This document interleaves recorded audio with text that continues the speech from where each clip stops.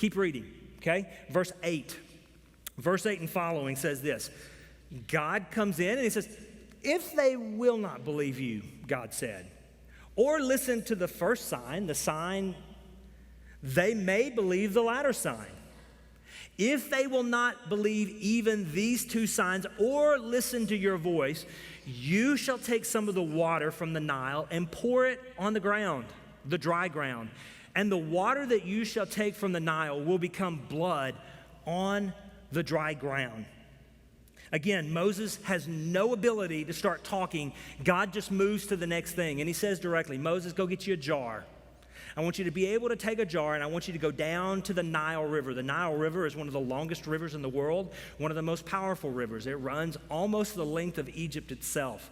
History books and people who study ancient Egypt tell us that the Egyptians actually called the Nile the life-giving water of Egypt.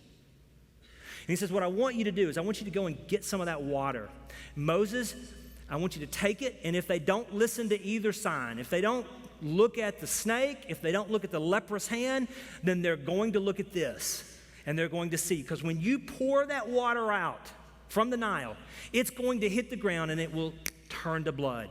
Now, God's giving Moses a little foreshadow, a little foretaste of what's about to happen when he goes before Pharaoh and the very first plague.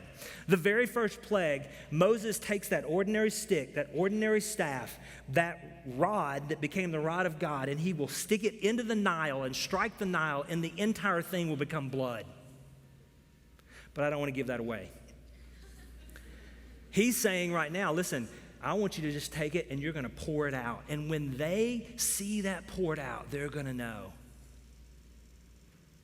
the one true living God, the God of Abraham, Isaac, and Jacob, has sent this man. And he is showing us that Yahweh, he is the life giver. He is the life giver. Listen, God has reaffirmed all throughout the text, all throughout this text, he's reaffirmed, Moses, I'm trustworthy. I'm all powerful. I'm all knowing. I'm everywhere at the same time.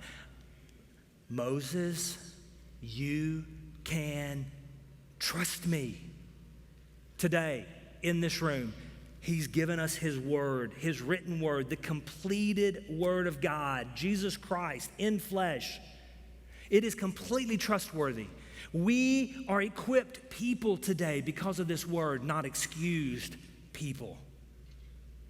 And today, whatever it is that we're throwing against the wall, whatever excuse it is, I want you to know you're equipped, not excused.